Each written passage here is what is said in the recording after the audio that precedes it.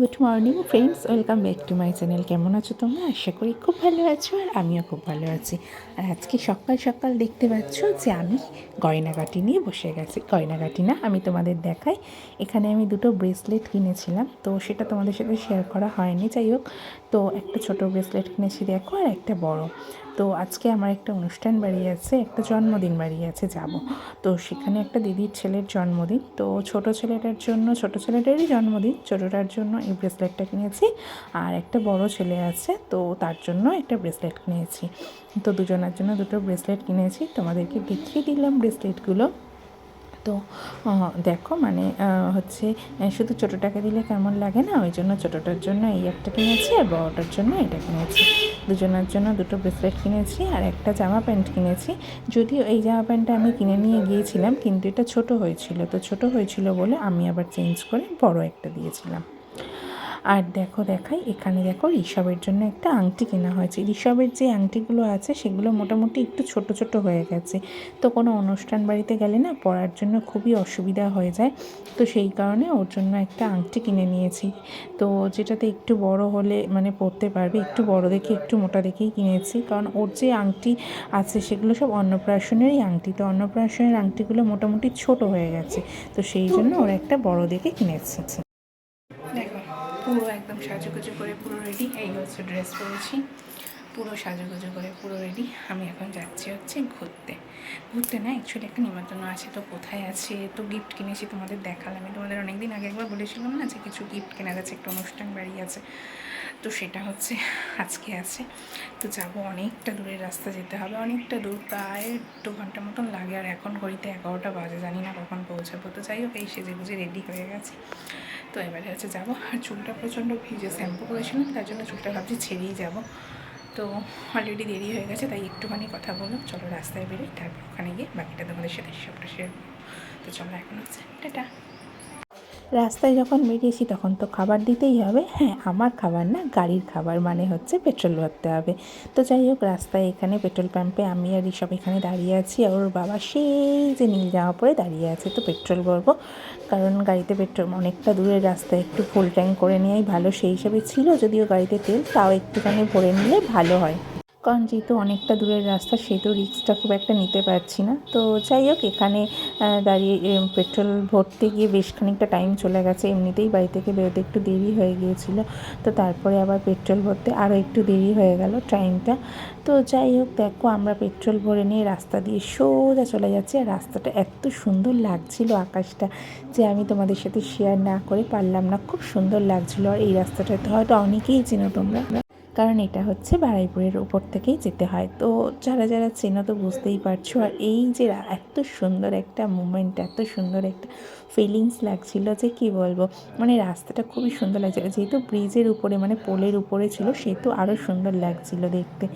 তো যাই হোক, আমাদের যেতে যেতে কিন্তু অনেকটা বেলা হয়ে গেছিলো, আর রোদ্দুর কিন্তু মোটামুটি ভালোই উঠেছিল। এত গরম পড়েছিল, এত রোদ্দুর ছিল, কি বলবো। তো যাই হোক, দেখো আমরা ওদের এদিকটা প্রায় চলে এসেছি। আর এদিকটা না একটু গ্রাম মতন, দেখেছো কি সুন্দর, ভালো লাগছে, চারিদিকে গাছপালা ভর্তি। অ্যাকচুয়ালি কী বলতো, আমরা কলকাতায় বসবাস করে করে মানে গাছের যে মানে গাছপালা, যে এই যে সুন্দর দৃশ্যগুলো বা সুন্দর একটা প্রাকৃতিক যে একটা অনুভূতি, সেগুলোই আমরা হয়তো হারিয়ে ফেলেছি।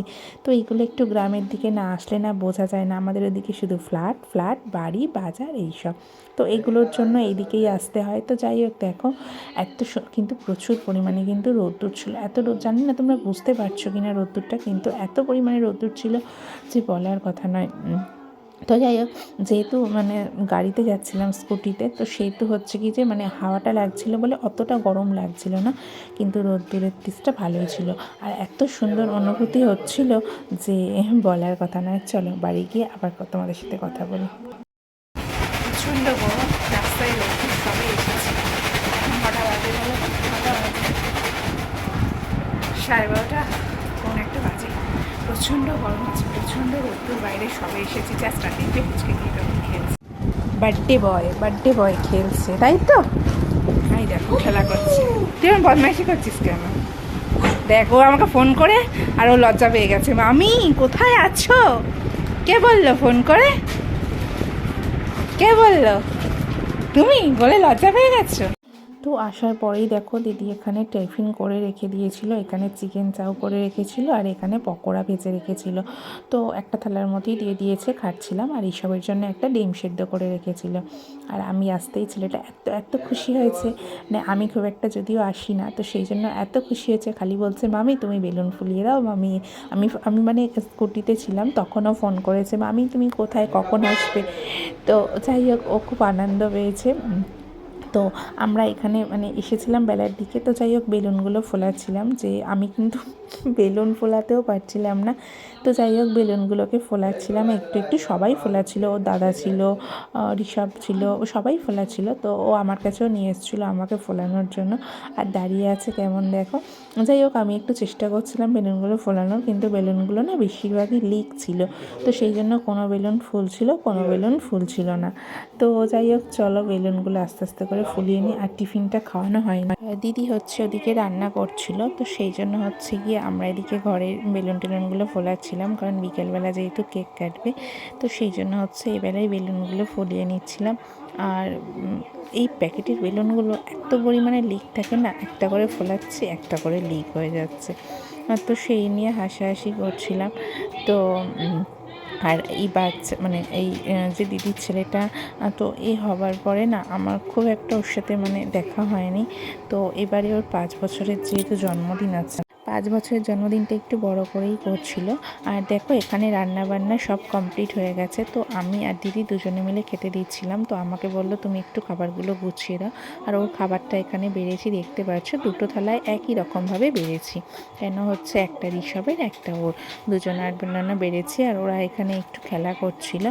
তো যাই হোক, ওরা খেলা করছিল, ততক্ষণে ওদের খাবারগুলো বাড়ছিলাম।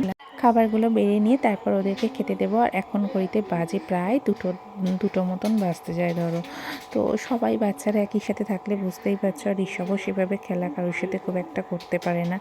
তো যাই হোক, দেখো এখানে আমি এখানে যেগুলো রান্না হয়েছিল সেগুলো হলো 5 রকম ভাজা হয়েছিল, মাছের মাথা দিয়ে ডাল হয়েছিল, মাছের ঝাল হয়েছিল, মাছের ঝাল, আর হয়েছে চিকেন কষা, চাটনি, পায়েস, এগুলো তো হয়েছিল। আর এখানে দেখো ঋষভ কেমন ধুরুম ধুরুম করে নাচছে, আর এখানে না গান চলছিল হোম থিয়েটারে, বুঝতেই পারছো।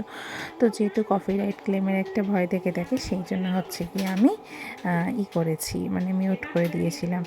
আর এখানে খেতে বসেছে ওকে, আমি খাবারগুলো মানে বেড়ে দিয়েছিলাম, কিন্তু ওর মা এক এক করে ওকে গুছিয়ে দিচ্ছিল, আর ও এখানে বসেছে।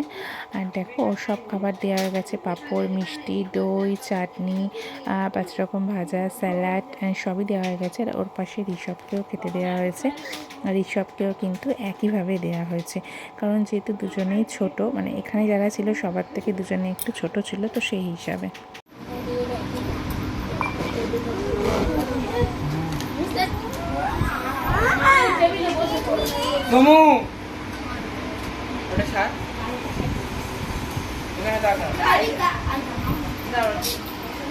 যে হেলেন দেবী এসছে, এই দেখো হেলেন দেবী, এই দেখো এই দেখো এই দেখো।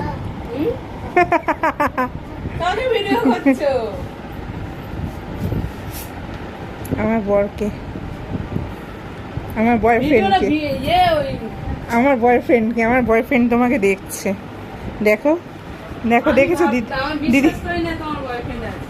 এ মা, সত্যি আমার বয়ফ্রেন্ড আছে, ওই দেখো একটা নয় অনেকগুলো বয়ফ্রেন্ড আছে, এরা বিশ্বাস করে না। এই দেখো, আমি ক্যামেরা করলেই আমার ছেলে সামনে এসেছিলাম। দুপুরবেলা খেয়ে দিয়ে একটু শুয়েছিলাম, তারপরে হচ্ছে দিদিদের অনেক মানে জায়গা, মানে পিছনে যে জায়গাগুলো আছে এখানে অনেক অনেক কিন্তু গাছ পোতা আছে, মুরগি আছে, অনেক কিছু আছে। তো এইখানটা যদিও আমি এর আগেও এসেছিলাম, তো এগুলো ঘুরেছি, তো তাও একটুখানি নিয়ে এসেছিলো। তো বলছিল যে মানে কী কী গাছ পোতা হয়েছে বা কী কী গাছ এখানে এখনও লাগাবে, তো সেগুলো আর কি বলছিল সবাই। মানে আমরা 3 জনে ছিলাম, আমি ছিলাম, ঋষভের বাবা ছিল, আর দিদি ছিল, 3 জনে এসেছিলাম। তো আমরা সন্ধেবেলা যেহেতু চলে যাব, আর এখন যেহেতু বিকেলবেলা হয়েছে, তো সেই জন্য হচ্ছে তো আমি ভাবলাম যে চলো আমি একটুখানি ভিডিও করে নিই। তো এই হচ্ছে ব্যাপার। আর তারপরেই দেখো আমরা কিন্তু বাড়ি চলে আসছিলাম, মানে যেহেতু সন্ধ্যে সন্ধ্যে একটু হয়ে যাচ্ছিলো সেহেতু বাড়ি চলে আসছিলাম। আর দিদিদের বাড়ি একটা বাড়িতে ঢোকার মুখেই একটা বড় মন্দির করা আছে, মানে এটা যেহেতু ওদের মানে বাড়িরই মন্দির, তো সেখানে দেখো মন্দিরে সন্ধ্যেবেলা এখানে রাধাকৃষ্ণ আছে। আর মন্দিরে দেখো সন্ধ্যেবেলা কিন্তু ভিতরে একটা লাইট জ্বেলে দিয়েছিল, বাইরেটাও লাইট জ্বালা আছে। তো সেখানে একটুখানি চলে আসলাম। আর ভিতরে দেখো চলে এসেছি। তারপরে এবার হচ্ছে বাড়ি যাব, সন্ধে হয়ে গেছে। তো এখানে বসে ঋষভ একটু কোল্ড ড্রিঙ্কস খাচ্ছিল, আমরা একটু গল্প করছিলাম। তো তারপরেই দেখো হচ্ছে কি যে কেক কাটছে, কারণ আমরা যেহেতু সকালবেলা কেক কাটিনি বললামই, সন্ধ্যাবেলা কেক কেটেছে। সেই দেখো বেলুনগুলো ঝোলানো রয়েছে, বেলুনগুলো আমরা করছিলাম।